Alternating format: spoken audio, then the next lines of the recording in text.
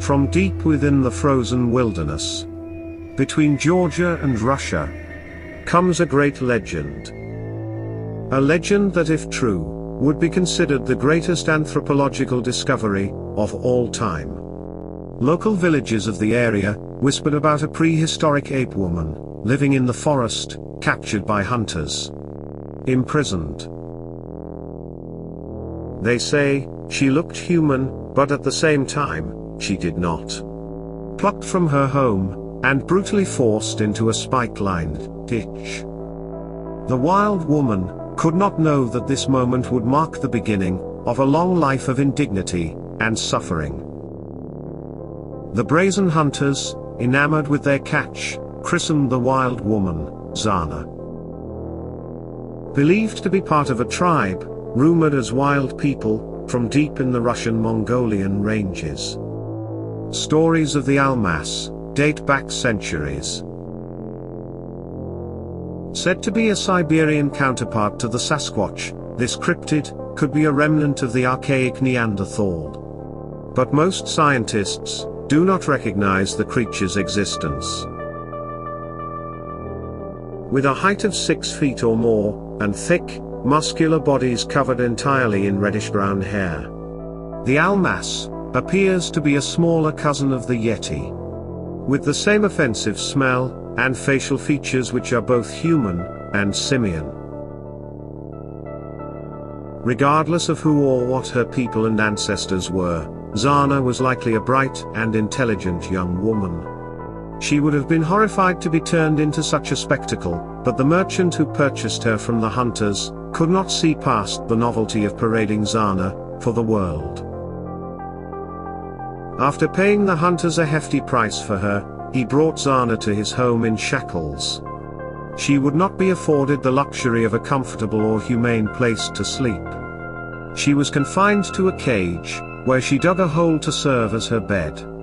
There, she would stay for 3 long years, inundated with swarms of crowds, clamoring to gawk at her. Slowly, over time, Zana's temperament eased. She became more obedient and gentle. Her captor's attitude toward her softened, so much so, that he retired her cage. All attempts of taming the wild woman were in vain. She was given clothes, but would not wear them. She was introduced to language, but would only grunt and hiss. Although she knew and could respond to her name, she never uttered a single word. Still more interesting was what Zana could do with her physical prowess. She was said to be able to swim effortlessly against the high tide of a nearby river, and could run even faster than a horse at full gallop.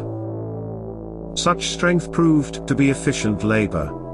Zana was taught to perform simple tasks like grinding corn or lifting heavy sacks of grain.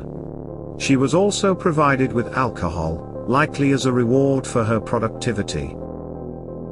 Zana soon became alcohol dependent. While she was impaired, the unthinkable happened.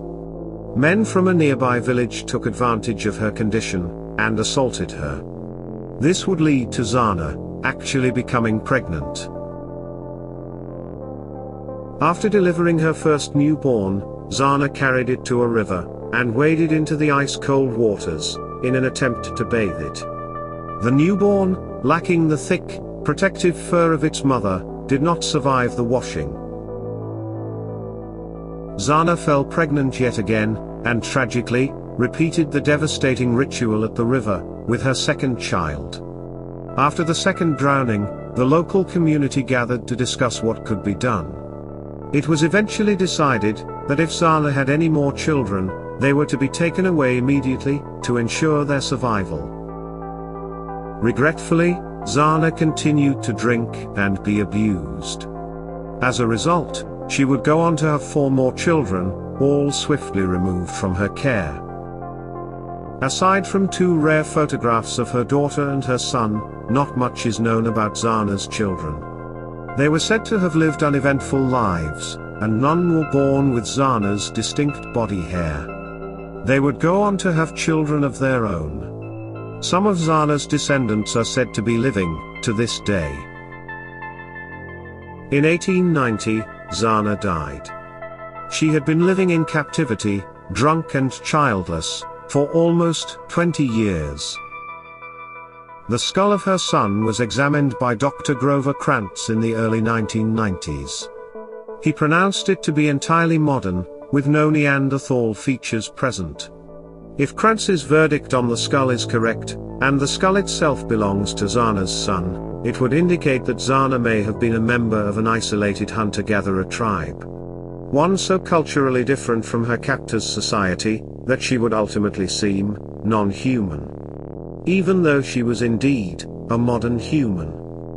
How this may relate to the true identity of other reported Almas is unknown.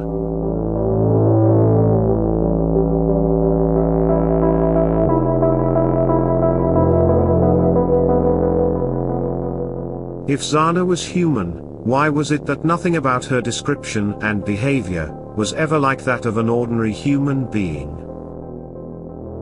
Her full covering of auburn body hair was indeed odd, but could be theorized to be from a condition called hypertrichosis.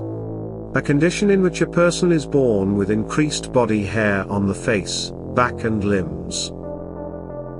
But how would that explain Zana's sheer strength?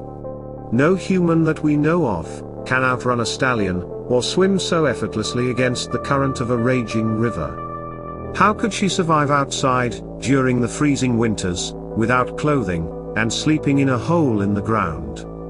If Zana were human, these things should have been impossible. There is also the disaster with Zana's first few children. No new mother takes her newborn to an icy river for a bath. Especially in the Caucasus Mountains. This would have only made sense if Zana's people were very, very different, or perhaps not people as we know them at all.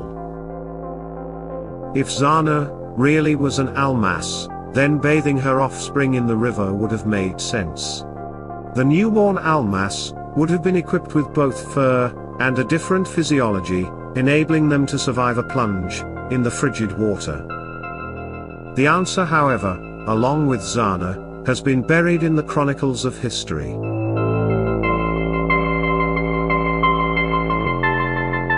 That concludes this video. If you liked this video, please like, share, and subscribe to this channel. And please consider supporting me via the Patreon link in the description. Thanks for watching. Goodbye.